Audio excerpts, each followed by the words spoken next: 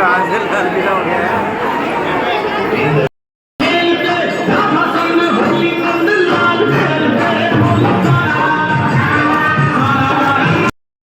फर्क है।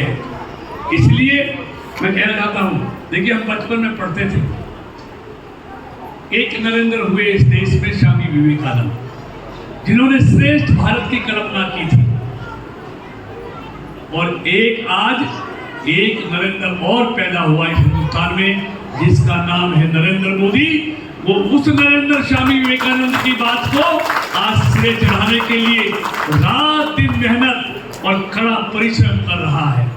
मित्रों, यही नहीं, देश को आर्थिक तौर पे मजबूत नहीं किया, देश की सांस्कृतिक विरासत को भी मजबूत करने में लगे।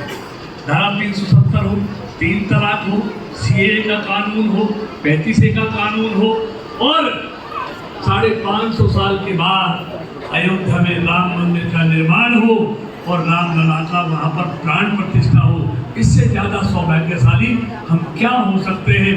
कितने लोग चले गए इस इंतजार में कि राम मंदिर बनेगा, रामलला जी विराजमान होंगे, लेकिन हम तो सब सौभाग्यशाली हैं कि हमने अपने आंखों के सामने रामलला के मंदिर को भी अयोध्या में बनते देखा है और रामलला को विराजमान होते भी देखा है। अगर मोदी जी नहीं होते तो ना 370 होती, ना अयोध्या में राम मंदिर बनता, ना रामलला विराजमान। और यही नहीं, एक नहीं, आप काशी का स्वरूप देखो, आप केदारनाथ, बद्रीनाथ, सोमनाथ, उज्जैन के महाकाल का स्वरूप देखो।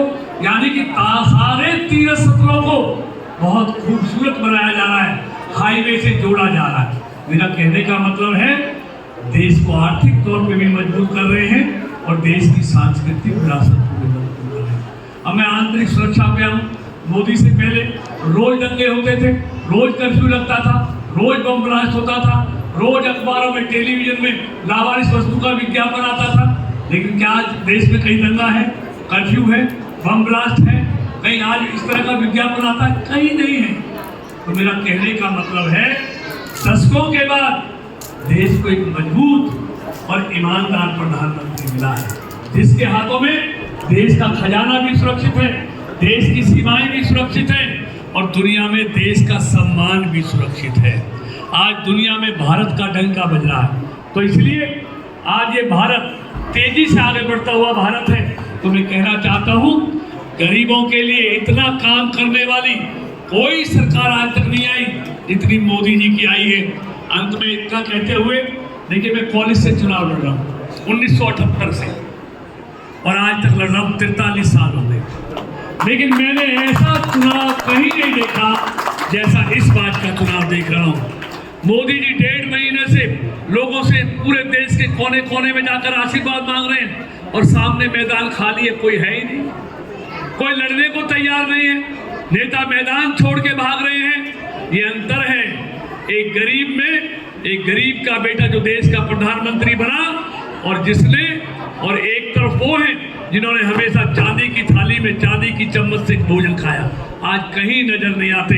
यानी कि द्वारा आयोजित इस कार्यक्रम में उपस्थित हमारे पार्टी के जिलाध्यक्ष वजीर डागर जी, इस कार्यक्रम के आयोजक दिनेश बंसल जी, आरसी शेखर जी, मेरे पार्टी के अध्यक्ष नीरज मित्तल जी, कुलदीप साहनी जी, वैसे तो सभी कार्यकर्ता मौजूद हैं। एसी नगर की पूरी सरदारी बंसल जी ने एसी नगर में अनेकों रेजिडेंट वेलफेयर एसोसिएशन के माध्यम से काम किए हैं और आज ये होली का आयोजन किया है। मैं सबसे पहले रंगों की होली के सुंदर अवसर पर आप सबको बधाई देता हूं कि आने वाला त्यौहार खुशियां लेकर आएगा।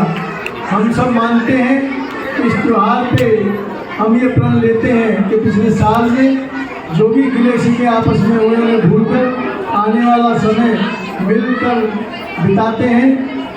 किसी ने कहा है कि इस समय अपनी कोई अगर दुश्मनी भी है किसी से, तो दुश्मनी को भूलकर अगला उससे भी गले मिलने का आज का काम करते हैं। तो मैं आज के इस शुभ अवसर पर आप सभी को पुनः बधाई देता हूं।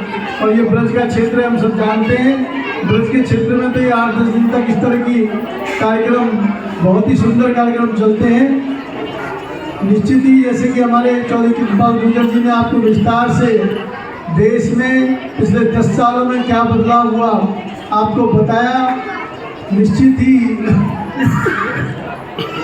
केंद्र की मोदी जी की सरकार और हरियाणा की जो अभी तक मनोहर जी की सरकार और नायब जी की सरकार अंत्योदय के लिए वो काम करती है। अंतिम व्यक्ति का किस तरह से हम भला कर सकते हैं, ये 10 सालों में ये काम अनेकों काम हुए हैं।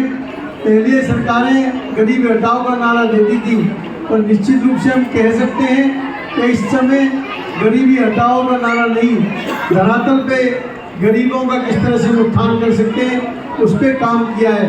और ये हमारे लिए तो बहुत खुशखबरी है। एक अलग डिपार्टमेंट हरियाणा सरकार ने बनाया है, हाउसिंग फॉर ऑल, सभी को मकान देने की जो घोषणा सरकार ने की है। और आपको पता होगा, बुलाया भी था आप लोगों ने, रजिस्ट्रेशन हुए ऑनलाइन।